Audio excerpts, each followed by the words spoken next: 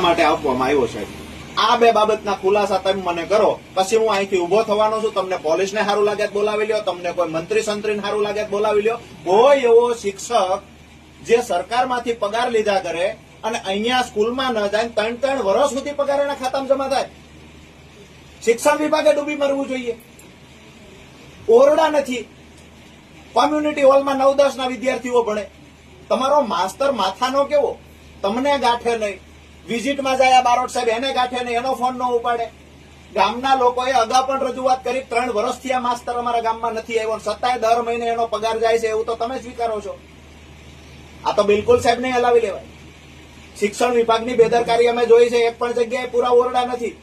દુધઈ ગામની વાત કરો, મૂળી તાલુકાનો, એક પણ કાયમી શિક્ષક, એક શિક્ષક છે અને 1 થી 8 ધોરણ ભણાવે પ્રાથમિક શાળામાં।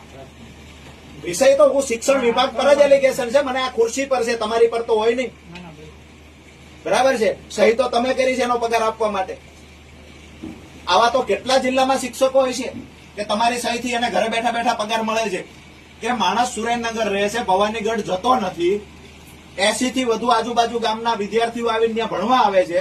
આ ભાઈએ પોતાની દીકરીને ભણવાનું બંધ કરાવી દીધું। જાય ને રેડિયર ખાતું એકલા કઈ બનાવ બને, 1.5 કિલોમીટર મારી વાડી છે, 1.5 કિલોમીટર હાલીને જાવો રસ્તો છે, રસ્તો ખરાબ છે, અહીંયા જાવું ને આવો સાહેબ તો અહીંયા છે ને, છોકરા છોકરી ભેગા છે, તમારી ઉપર કોણ છે?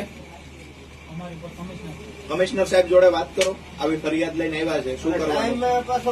કમિશનર સાહેબ સેટ ટાઈમ કે ટાઈમે અમે ત્યાં મળીએ, બાકી અમે અહીંયા બેઠી રહેવાના। અમે કોઈ સાહેબ આ માત્ર વાહિયાત વાતો કરવાને થાય, આવો સમય અમારી પાસે નથી, બરાબર છે કે આવો સમય નથી। તમે 3 વર્ષથી તપાસો કરાવો છો, એને તમે કહો તું મસ્ટર લઈને આવજે, મસ્ટર ને તમારા દસ્તાવેજો એના ઘરે લઈને બેસે છે।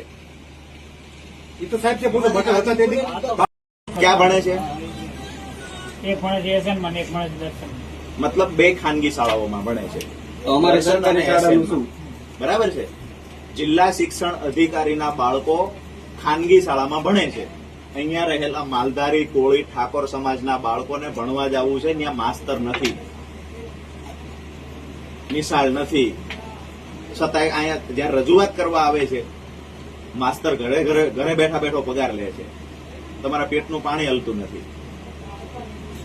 શું કરવાનું છે કયો સાહેબ? હવે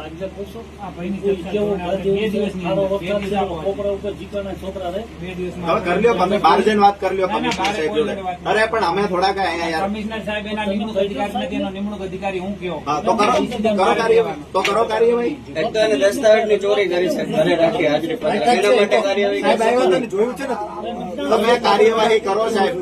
અમે કોઈ પ્રેશર તમારી પર કરતા નથી। આજે એઝ એ વાલી બની, 1 મિનિટ ભાઈ, આજે અમે ભવાનીગઢ ગામ આખું પોતાના બાળકોના ભણતર માટે અહીંયા ભીખ માંગવા આવ્યું છે। અમે તમારી માથે પ્રેશર કરતા નથી।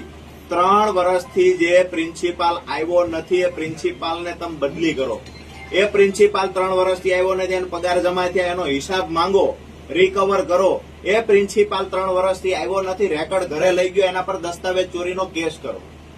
આ બધું કરવામાં તમારે સમય અઠવાડિયાનું લાગે, ટ્રાન્સફર તો અત્યારે જ જોઈએ છે, બરાબર છે? તમને એવું લાગતું હોય કે અમારા પ્રિન્સિપાલે શિક્ષણ જગત માટે સારું કામ કર્યું છે, ફજેથી થવા દો દુનિયા સામે। ટ્રાન્સફર કરવા માટે મારે મેકમ જવું પડે, મેકમ નો છે ક્લાર્ક આપણી પાસે મેકમ ક્લાર્ક અમારા છે। અરે ટ્રાન્સફર અમે કહીએ છીએ, એને કરવો જ જોઈએ સસ્પેન્ડ। અમારી પાસે